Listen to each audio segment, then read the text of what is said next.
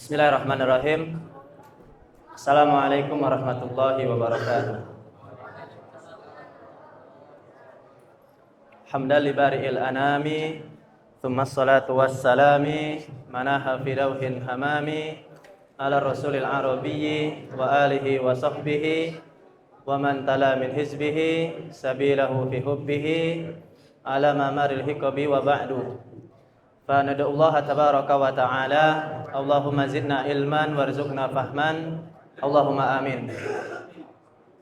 Pertama-tama dan yang paling utama, marilah kita panjatkan puji syukur kita kepada Allah Subhanahu wa taala yang telah banyak memberikan kita nikmat, terutama nikmat Islam dan iman, dan tak kalah penting nikmat sehat dan sempat, sehingga kita bisa berkumpul di sini dalam rangka untuk mempelajari ilmu agama. Terlebih kita di sini membahas sebuah kitab yang mana ketika kita menuntut ilmu dengan membahas sebuah kitab, tentunya itu yang terbaik karena bisa membuat kerangka ilmu. Namun bukan maksudnya kajian tematik itu nggak penting. Tidak, kajian tematik juga penting untuk menyemangati diri kita, untuk menuntut ilmu, untuk membenahi pola pikir secara umum. Intinya kajian sebuah kitab ataupun kajian tematik itu sama-sama penting. Tapi kalau kita ingin membuat kerangka ilmu pada diri kita, tentunya kita sepatutnya membahas sebuah kitab tertentu. Nah, dan yang ingin saya garis bawahi ketika kita menuntut ilmu, coba cross check diri kita, tanya diri kita, apakah dengan aku menuntut ilmu, apakah rasa takutku kepada Allah Subhanahu wa taala bertambah atau tidak? Karena ilmu itu asalnya adalah rasa takut kepada Allah Subhanahu wa taala. Kata Ibnu Mas'ud, kafa bil ilmi khasyatullah. Cukuplah ilmu itu adalah rasa takut kepada Allah Subhanahu wa taala. Karena ketika orang itu punya rasa takut kepada Allah, dia akan melakukan perintah Allah dan dia akan meninggalkan larangan Allah. Maka ana harap nanti setelah kita kajian, coba kita tanya pada diri kita, apakah dengan kita menuntut ilmu ini diri kita semakin takut kepada Allah atau tidak? Jika tidak, mungkin ada yang salah pada diri kita. Bisa jadi hati kita yang bermasalah. Ini yang pertama. Yang kedua, marilah kita sama-sama memanjatkan salawat dan taslim kepada Nabi besar Muhammad sallallahu alaihi wasallam. Allahumma salli ala Muhammad wa ala ali Muhammad. Semoga salawat Allah dan salamnya selalu terlimpahkan kepada beliau, keluarga beliau, sahabat-sahabat beliau, dan orang-orang yang berpegang teguh dengan sunnah beliau hingga hari kiamat kelak. Allahumma amin. Baik, jamaah rahimani wa rahimakumullah, yang membawa kitab Riyadhus Shalihin bisa dibuka. Sekarang ini kita bahas hadis yang keempat dari bab muraqabah. Kita akan bahas hadis keempat dari bab muraqabah.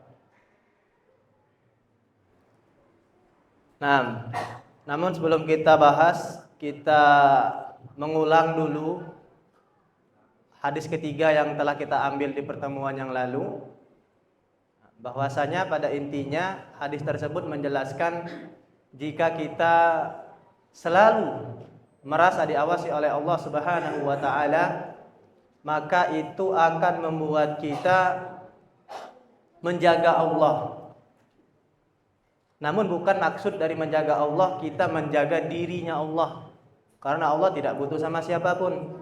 Yang dimaksud dengan menjaga Allah adalah dengan kita menjaga syariatnya, kita menjaga agamanya, kita melakukan perintah Allah dan meninggalkan larangannya. Itu yang pertama. Dan yang kedua, ketika seseorang merasa bahwasanya dirinya diawasi oleh Allah Subhanahu wa taala, artinya Allah senantiasa bersama dia. Kemudian yang ketiga, ketika dia merasa diawasi oleh Allah Subhanahu wa taala, maka tidaklah dia meminta dan tidaklah dia meminta pertolongan kecuali hanya kepada Allah Subhanahu wa taala. Kemarin udah kita bahas, bukan maksudnya orang itu nggak boleh minta tolong, tapi jangan bermudah-mudahan minta tolong. Naam, jadi memang hadis yang kemarin itu panjang ya. Hadis yang kemarin itu panjang. Nah, pada intinya seperti itu. Kalau kita merasa diawasi oleh Allah, kita akan selalu menjaga Allah Subhanahu wa taala, syariat Allah Subhanahu wa taala. Kita akan meminta pertolongan hanya kepada Allah, dan kita yakin bahwasanya manfaat dan mudarat itu hanyalah milik Allah Subhanahu wa taala. Karena rufi'atil aqlam wa jaffatis suhuf, penah telah diangkat, lembaran amal telah kering. Artinya enggak ada lagi pencatatan amal. Pencatatan takdir itu sudah enggak ada lagi revisi, enggak ada penambahan, enggak ada pengurangan. Kemudian ketika seseorang itu merasa diawasi oleh Allah, dia akan taat kepada Allah, dia akan ingat kepada Allah bukan saat dia sedang butuh saja, saat dia sedang susah saja, tetapi saat dia sedang senang pun dia selalu ingat kepada Allah Subhanahu wa taala. Dan yang terakhir, siapa yang merasa diawasi oleh Allah Subhanahu wa taala, dia akan bersabar di dalam hidupnya. Karena dia yakin bahwasanya di setiap kesusahan, di setiap kesulitan itu pasti bersamanya kemudahan dan jalan keluar. Nah, ini inti dari hadis yang telah kita bahas di pekan yang lalu. Sekarang kita akan bahas hadis yang keempat dari bab muraqabah. Santri ada yang bawa kitab Riyadhus Shalihin? Gairu wujud? Alim? Omar? Tafadhal Mak, Lib, ikra Lib. Hadis keempat bab muraqabah Lib.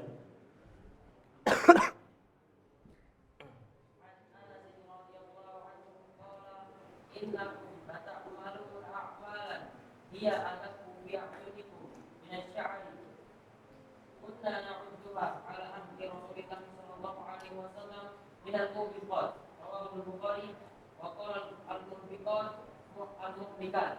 Masya Allah, al-qira'ah mumtazah, barakallahu fiik. Nah, silakan dibaca artinya, Lip. Mafi terjemah.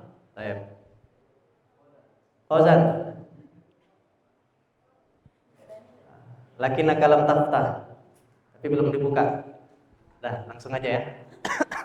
Baik. Hadis keempat dari bab muraqabah pada kitab Riyadhus Shalihin. Yang di sini kita memakai syarah yang disyarah oleh Syekh Shalih Al-Utsaimin rahimahullah. Baik. An Anasin radhiyallahu anhu qol, dari Anas semoga Allah meridhoinya, ia mengatakan. Siapa itu Anas? Anas itu adalah sahabat Nabi. Naam. Anas itu adalah pelayan Nabi Muhammad sallallahu alaihi wasallam. Jadi tatkala Anas masih kecil, ibunya yang bernama Ummu Sulaim, beliau menyerahkan kepada Rasul. Maka Anas ini dari kecil sudah sering berinteraksi dengan Rasul. Anas ini pelayan Rasul tahunan. Tetapi yang ajib dari kisah Anas ini, Masya Allah, Anas itu nggak pernah mendapati Rasul itu mengatakan kepadanya, kenapa kamu lakukan ini, kenapa kamu nggak lakukan ini. Itu menunjukkan bahwasanya Rasul itu sebaik-baiknya majikan. Nah, ini biografi Anas. Jadi Anas bin Malik ini jamaah salah seorang sahabat yang Allah karuniai umur yang panjang. Jadi tatkala Nabi itu meninggal, Anas ini hidup setelahnya sampai 90 tahun. Masya Allah, umur beliau panjang. Di sini beliau mengatakan, innakum lata'maluna a'malan, sesungguhnya kalian akan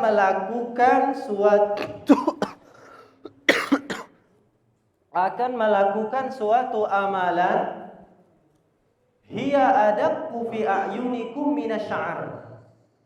Amalan tersebut lebih halus di mata kalian, di pandangan kalian daripada rambut.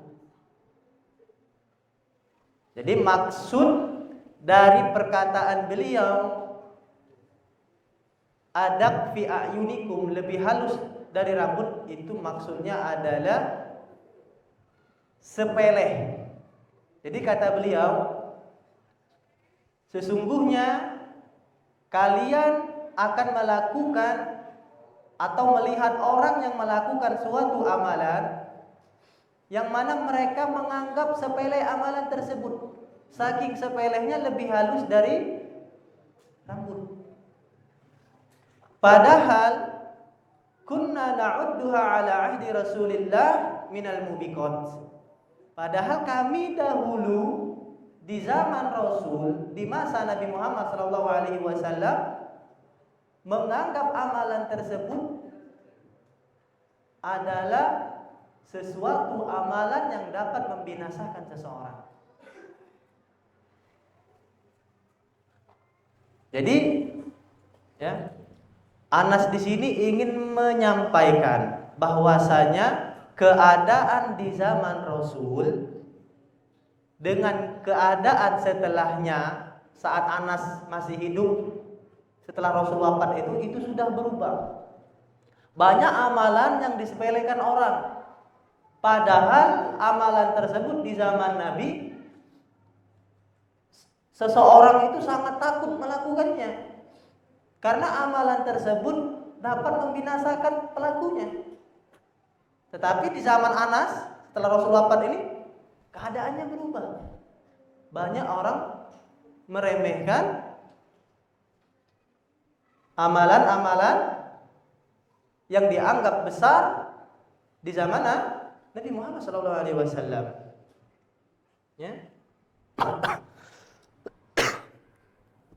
Contohnya misalkan sholat. Sholat. Di zaman sahabat, itu mereka nggak pernah meninggalkan sholat jamaah. Karena mereka paham betul dengan sabda Nabi Muhammad SAW. Kata Nabi, al-ahdul ladzi bainana wa bainahumus shalah. Pembeda antara kita orang-orang Islam dan mereka orang-orang non-Islam adalah salat. Faman tarakaha faqad kafar. Yang meninggalkannya kafir. Ini menunjukkan meninggalkan salat jamaah itu bukan hanya sekedar suatu yang sepele, suatu yang kecil, tetapi sesuatu yang besar yang dapat membahayakan seseorang. Di hadis yang lain Nabi Muhammad SAW bersabda, "Awwalu ma yuhasabu bihil 'abdu yaumal qiyamah as-shalah." Nanti di hari kiamat amalan yang akan pertama kali ditimbang itu adalah salat. Jika salatnya baik, maka amalan yang lainnya juga baik. Tapi kalau salatnya buruk, yang lain juga ikut buruk.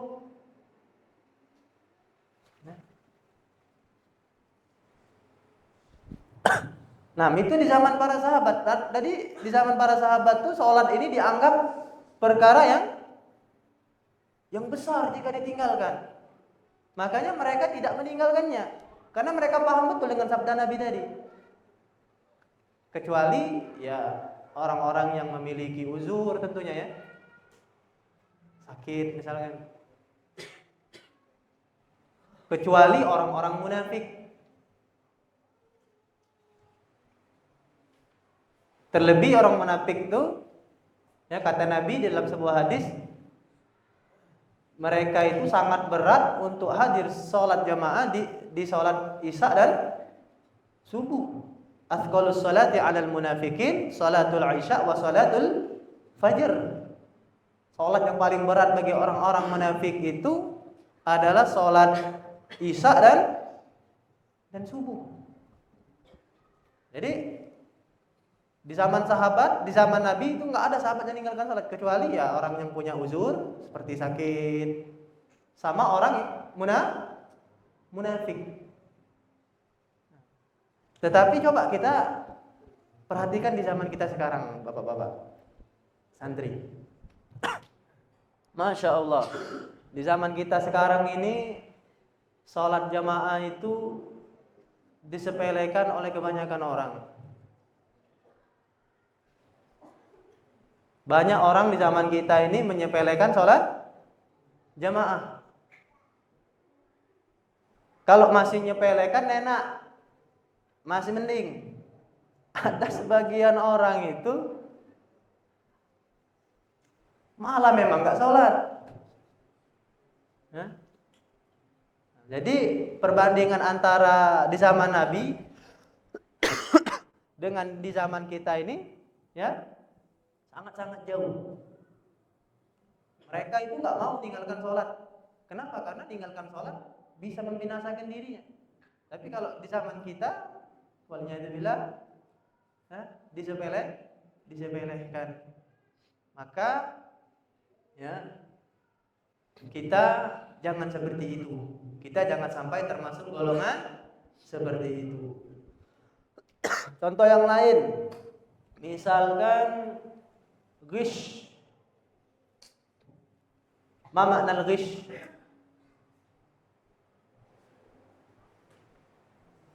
Kita ini sekarang nih mau cross check benar nggak kata Anas ini. Anas kan bilang kalau kalian akan melihat orang-orang melakukan suatu amalan yang dianggap besar di zaman sahabat tetapi disepelekan. Benar nggak tadi salat jamaah? Benar kan? Nah, sekarang contoh yang lain, al-ghish. Ma makna al-ghish? Nipu, curang. Berapa banyak dalam jual beli orang-orang curang? Ya. Manipulatif data, korupsi. Itu kan semuanya sama saja, curang semua. Ya. Nah, di zaman Nabi ini adalah perkara yang sangat besar. Yang apabila dilakukan itu mereka khawatir nanti dirinya binasa. Bahkan Nabi itu Muhammad SAW ketika beliau pergi ke pasar melewati pedagang gandum, ya, beliau itu masukkan tangan beliau ke gandum. Ternyata gandum yang dibawa itu basah. Marahlah beliau. Beliau bersabda, "Man ghasya falaysa minni." Yang nipu itu, orang nipu itu laisa minni, bukan termasuk golonganku. Makanya di zaman sahabat tuh ya ya mereka sedikit ya penipuan itu sedikit. Karena apa? Karena mereka paham dengan hadis Nabi, man ghasyya falaysa minna. Tetapi kalau di zaman kita, na'udzubillah min dzalik. Di mana-mana penipuan. Terlebih di HP, ya, di Facebook banyak sekali penipuan. Nah, bahkan di zaman kita ini penipuan itu dianggap sebuah kepandaian oleh sebagian orang. Kalau bisa nipu, pintar orangnya. Ya kan? Jadi memang benar athar yang disampaikan oleh Anas ini memang benar. Athar itu perkataan atau perbuatan oleh para sahabat ataupun tabi'in yang hidup setelah sahabat. Ini bukan hadis ya, ini bukan hadis, harus dibedakan. Kalau dalil itu artinya Al-Quran dan As-Sunnah, Al-Ijma' Al-Qiyas. Nah, kalau athar ini perkataan atau perbuatan sahabat dan generasi setelahnya tabi'in. Walaupun ada para ulama itu yang menambahkan lagi tabi'ut tabi'in. Jadi athar yang disampaikan oleh Anas ini memang benar.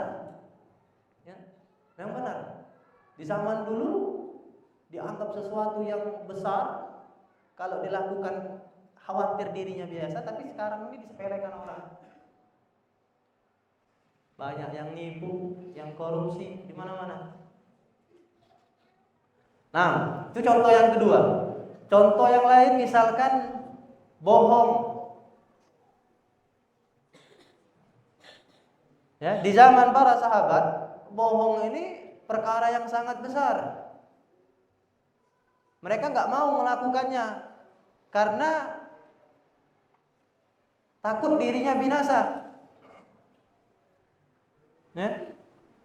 Mereka paham betul dengan sabda Nabi, "Iyyakum wal kadzib, fa innal kadzib yahdi ilal fujur, wa innal fujur yahdi ilal nar."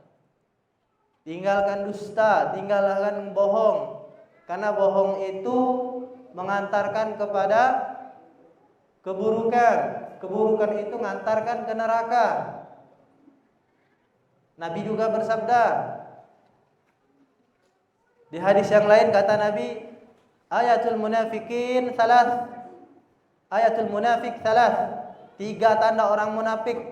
Salah satunya idza haddatsaka kadzab. Kalau dia ngomong bohong. Ya, itu di zaman para sahabat. Jadi dusta itu di zaman para sahabat dianggap perkara yang besar. Mereka enggan melakukannya, takut dirinya binasa. Kalau di zaman kita, subhanallah, ya,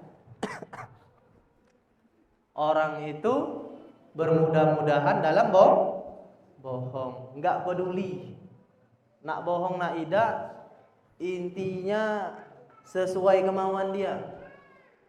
Ya, bahkan lebih parah di zaman kita ini, ada orang berbohong, ya, mimpi ketemu Nabi, dalam mimpinya Nabi bawa buku belajar nahu. Nah, ini anak lihat di YouTube lagi viral.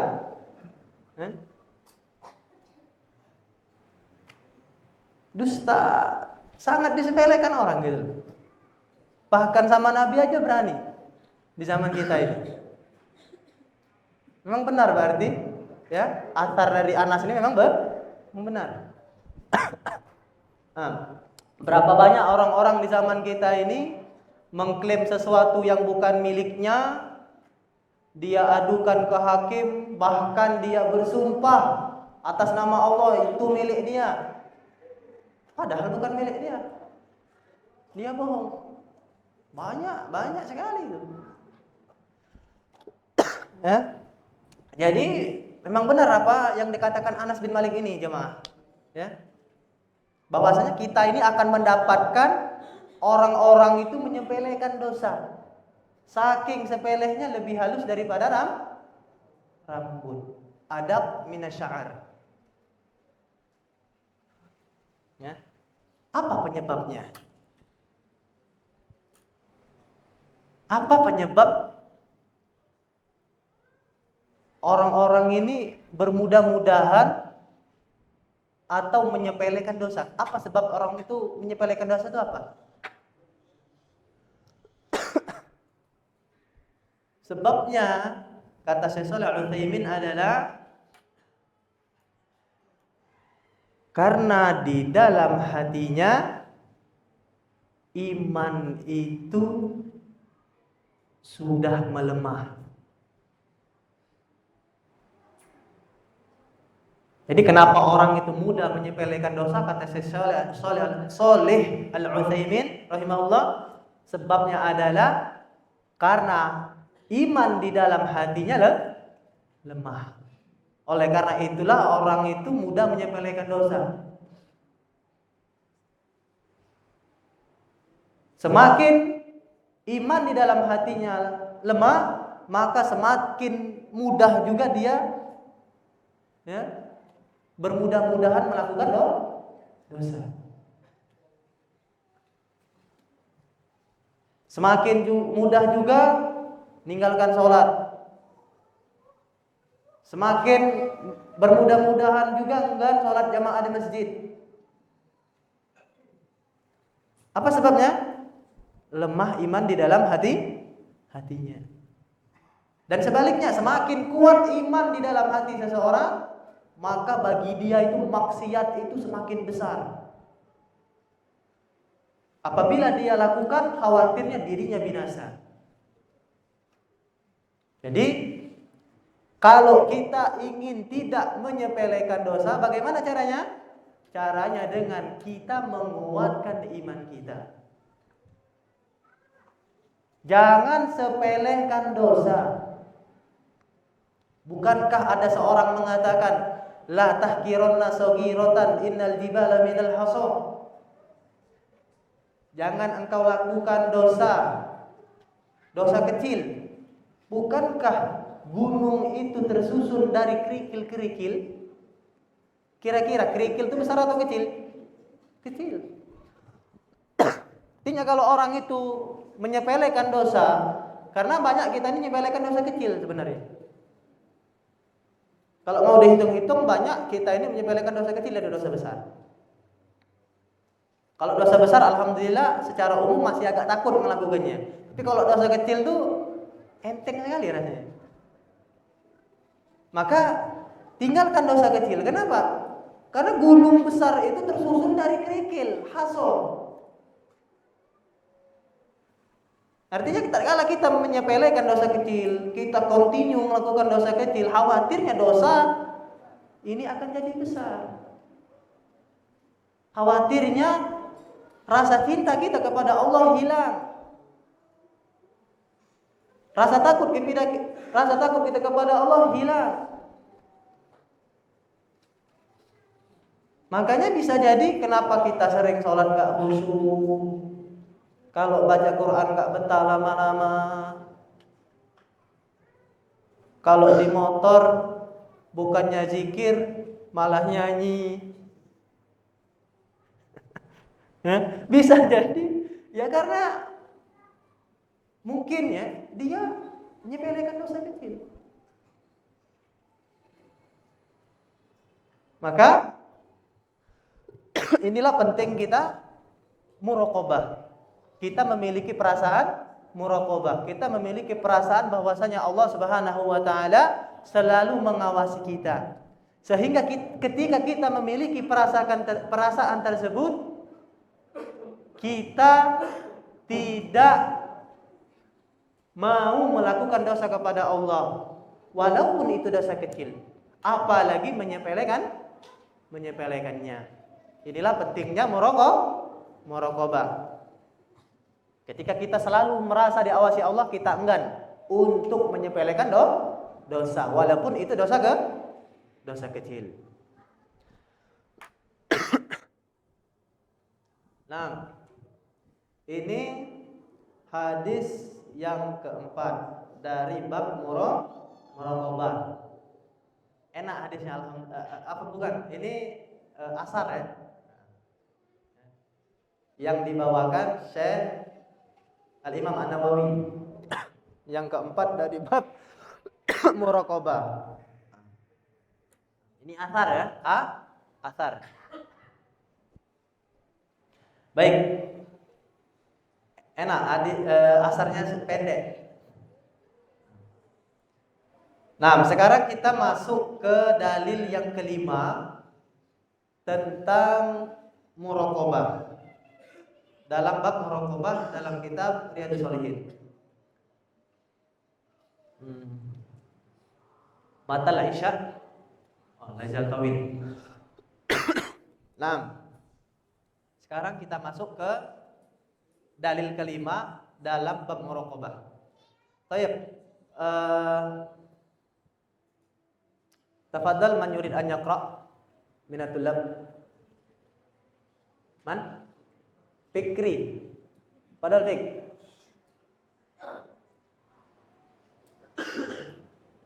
Yang bawa kitabnya silakan dibaca.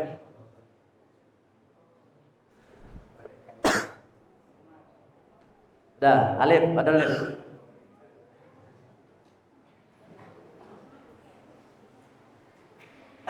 عن أبي هريرة رضي الله عنه عن النبي صلى الله عليه وسلم قال إن الله تعالى يغار خير الله تعالى أن يأتي المرء ما فرض الله عليه متفق عليه والغيرة بفرض الغيب وأسرى الأنوار. Masya Allah, al-qira'ah mumtazah, barakallahu fiik. Nah, ada yang mau baca artinya? Ipan, Fadal Fan.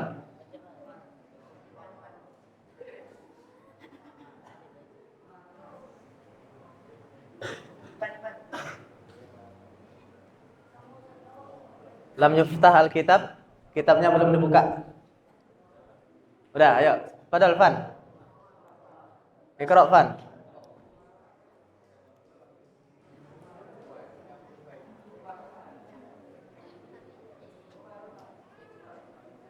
Bedanya santri kita zaman sekarang dan zaman dulu. Kalau zaman dulu siapa yang mau ini? Ada yang lompat. Hah? Tapi kalau sekarang ini fulan. Fadal, Fan. Talib, Iqra Lib.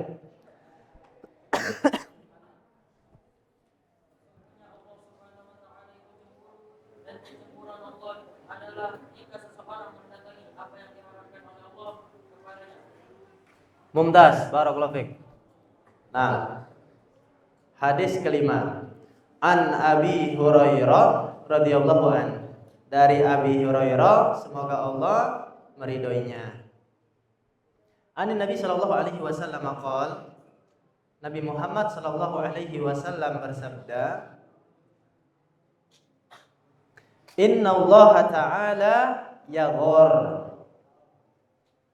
Kata Nabi, sesungguhnya Allah Subhanahu wa Ta'ala itu pencemburu.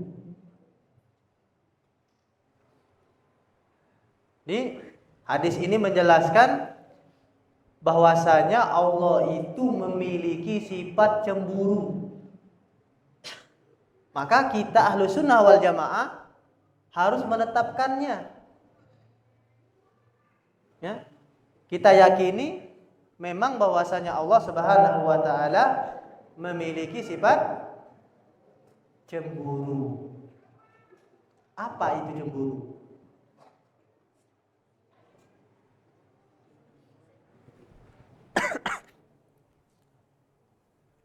Cemburu itu kalau kita manusia ini cemburu itu perasaan ketika kita sayang sama orang, ketika kita cinta sama orang, orang ini misalkan digoda, maka kita emosi.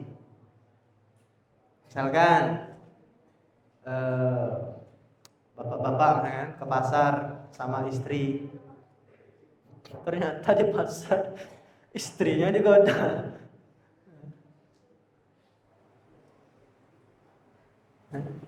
Di apa kalau bahasanya ini,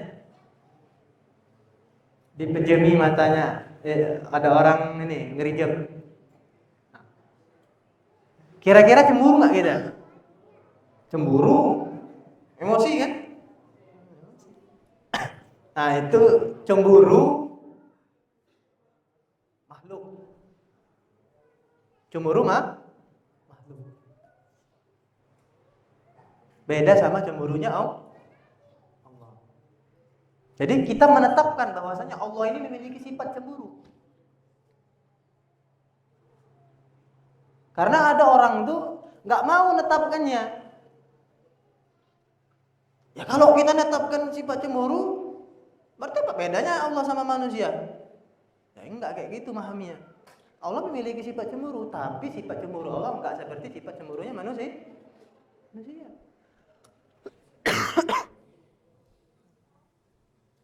Nanti kita bahas cemburu Allah itu bagaimana. Kalau kita manusia ini cemburunya itu seringkali dipicu karena emosi.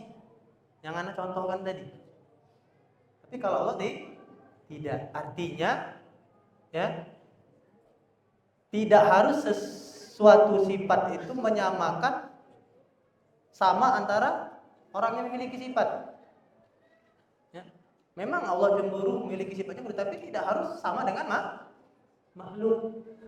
Ya. Dan begitu juga sifat-sifat yang Allah yang lain. Misalkan Allah bahagia nggak? Allah memiliki sifat bahagia nggak? Allah memiliki sifat bahagia. Ya. Nah, dan banyak sifatnya yang Allah tetapkan ataupun Rasul. Ya. Tetapi ya sifat Allah itu ya layak bagi Allah, tidak menyerupai sifat makhluk. Makanya kata Allah Subhanahu wa taala, "Laisa kamitslihi syai' wa huwas samiul basir." Enggak ada sesuatu itu yang menyerupai Allah, wa huwas sami'al basir. Allah itu Maha mendengar dan juga Maha melihat. Jadi kita tetapkan, Ahlus Sunnah wal Jamaah harus menetapkan kalau Allah itu cemburu, tetapi sifat cemburunya Allah tidak seperti sifatnya cemburunya makhluk. 6. Ya. Jadi kata Nabi Muhammad SAW,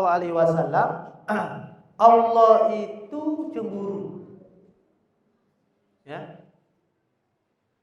Kemudian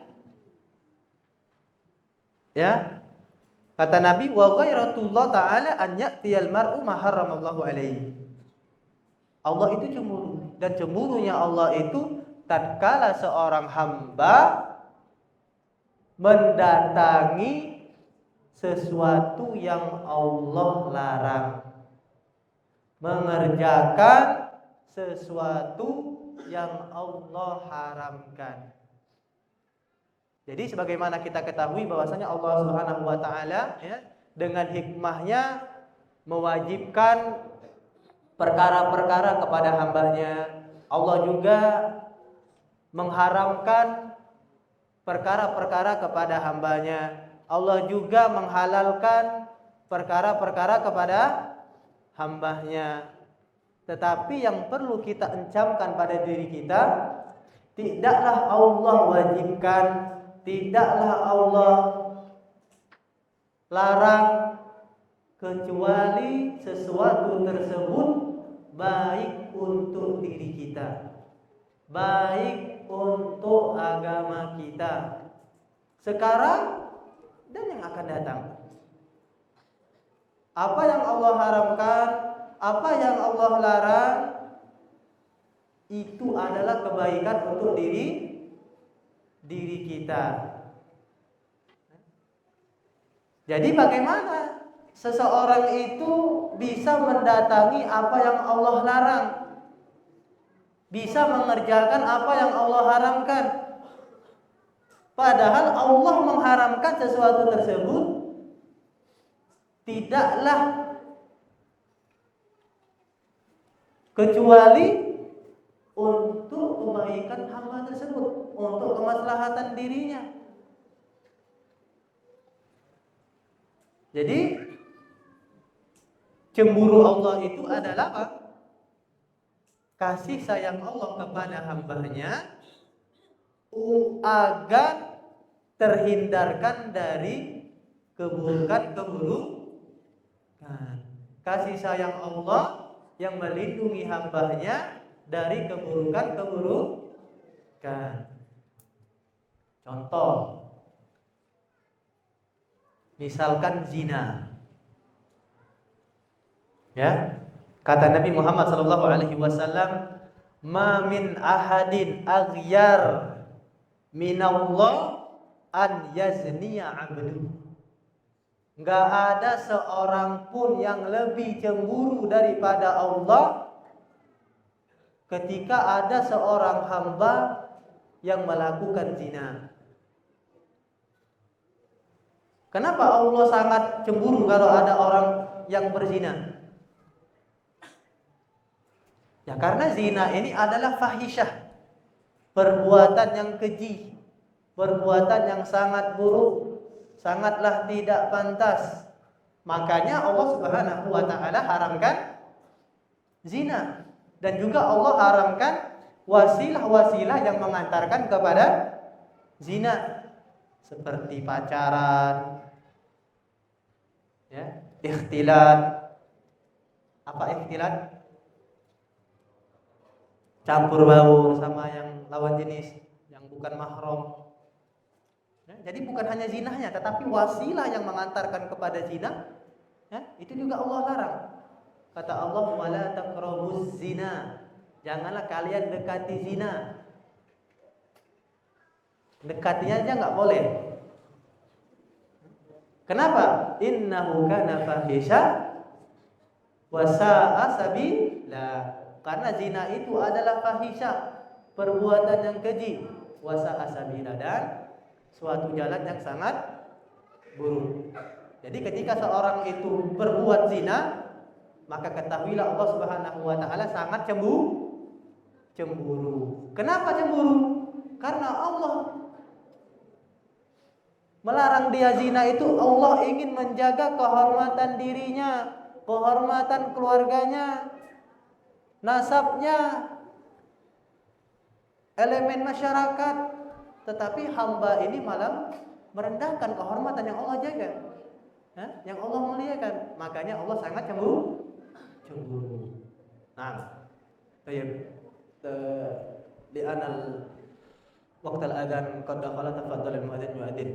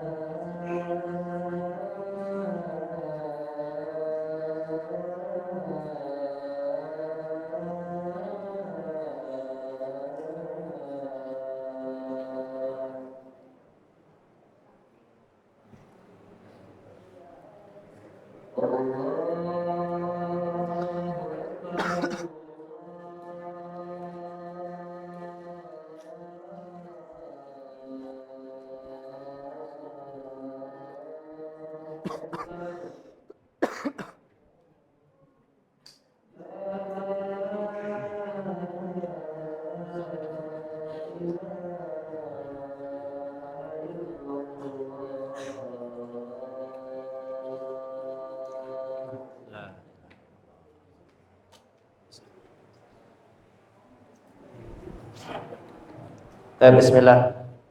Jadi kata Nabi Muhammad SAW, Allah itu memiliki sifat cemburu. Dan cemburu Allah itu tatkala seseorang hamba mendatangi atau melakukan sesuatu yang Allah haramkan. Contohnya berbuat zina. Allah haramkan zina karena ada tujuannya.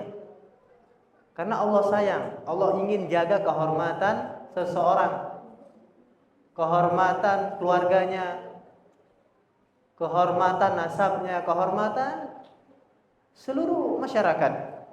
Tetapi hamba ini malah melakukan zina. Makanya Allah Subhanahu wa taala cemburu. Dan banyak contoh-contoh yang lain, seperti misalkan sariqah, maling, minum khamar, ya. Dan semua yang Allah haramkan, tatkala seseorang hamba itu melakukannya, ketahuilah Allah Subhanahu wa taala cemburu. Dan kaidahnya kata Syekh Shalih Al-Utsaimin apa? Semakin parah sesuatu yang Allah haramkan ini, maka semakin besar juga rasa cemburu Allah Subhanahu wa taala. Anak ulangi, semakin parah hal yang Allah haramkan itu dilakukan oleh seorang hamba, maka semakin besar juga rasa cemburu Allah Subhanahu wa taala. Allah cemburu tatkala seseorang melakukan zina. Tapi ada lagi yang lebih parah dari zina, yang bisa membuat Allah lebih cemburu lagi. Apa? Al-liwat. Homo.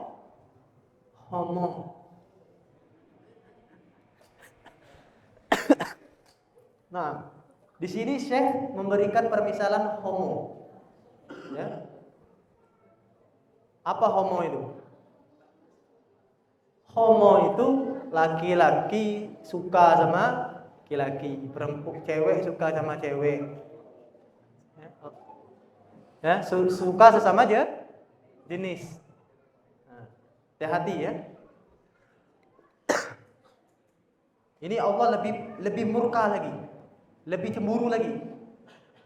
Ya, makanya di dalam ayat Allah berfirman tentang Nabi Lut yang berkata kepada kaumnya, "Atattunal fahisyah?"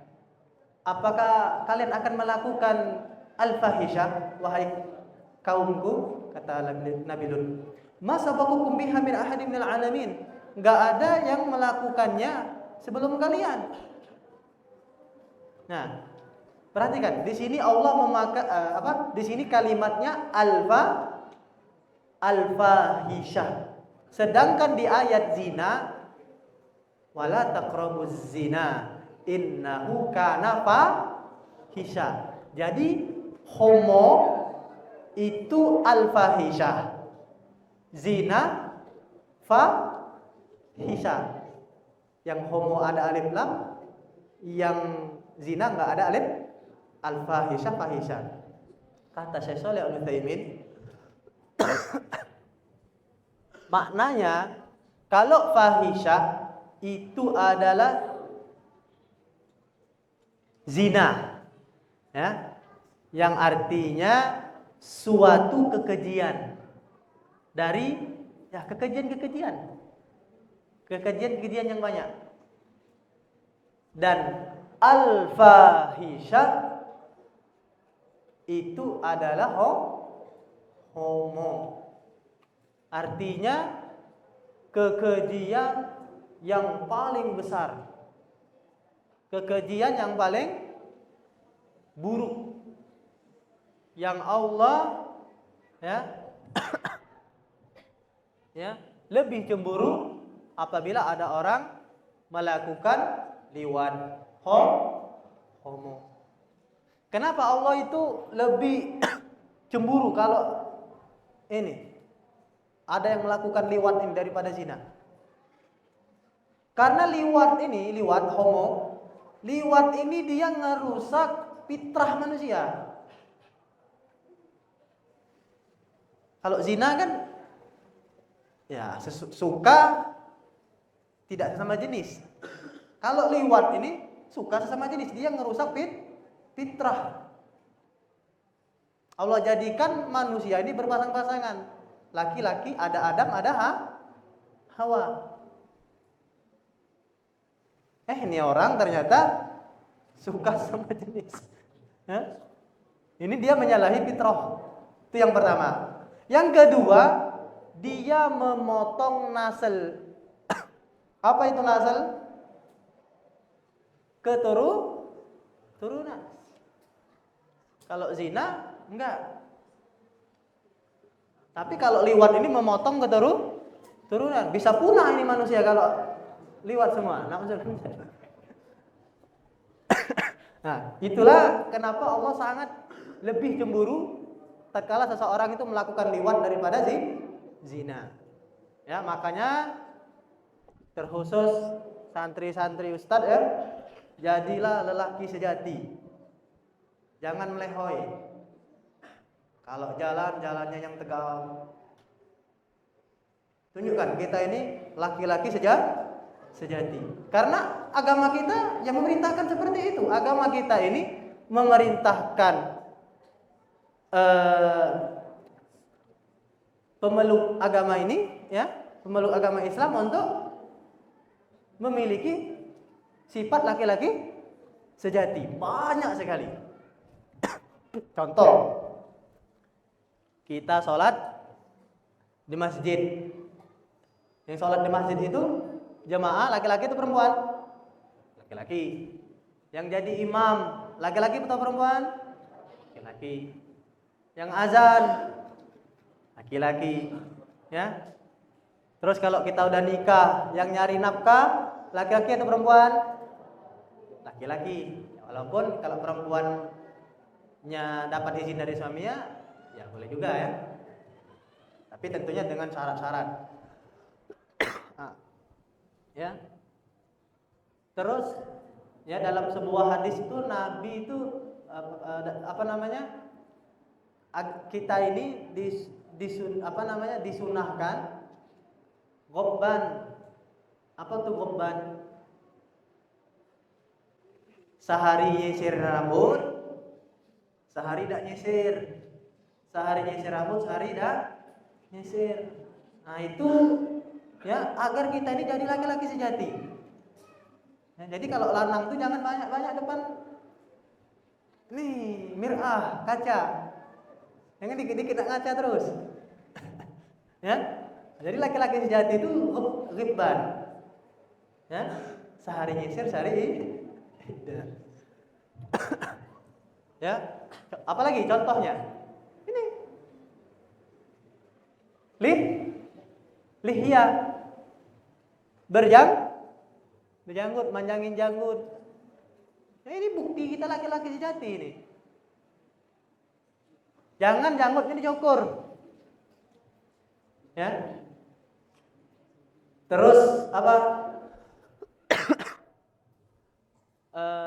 Makanya di agama kita itu perempuan itu permisi ya, perempuan itu nggak boleh menolak ajakan suami. Ya kan? Kenapa? Karena dengan adanya jima itu akan banyak anak, dan ketika banyak anak ya itu akan mengasah ya kelaki-lakian sang ayah. Jadi agama kita ini ya sangat ya mengarahkan kita untuk menjadi laki-laki sejati. Ya. Dan jangan sampai kita berbuat liwat, homo. Ya, jadi kaidahnya itu semakin sesuatu yang haram ini semakin besar mudaratnya, maka kecemburuan Allah Subhanahu wa taala juga akan semakin besar. Nah, hadza ma aradtu an aqula lakum jami'an. Wallahu a'lam bishawab.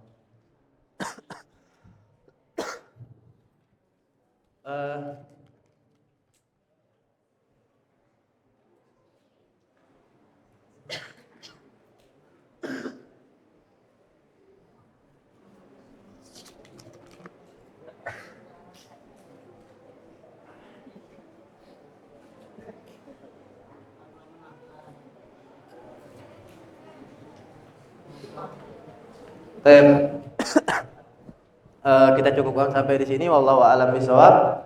Karena pertanyaan ini di luar tema semua. Apabila ada kata-kata yang salah, saya minta maaf kepada Allah Subhanahu wa taala, mohon ampun. Kita akhiri alhamdulillahirabbil alamin. Subhanakallahumma wa bihamdika asyhadu an la ilaha illa anta astaghfiruka wa atubu ilaik. Assalamualaikum warahmatullahi wabarakatuh.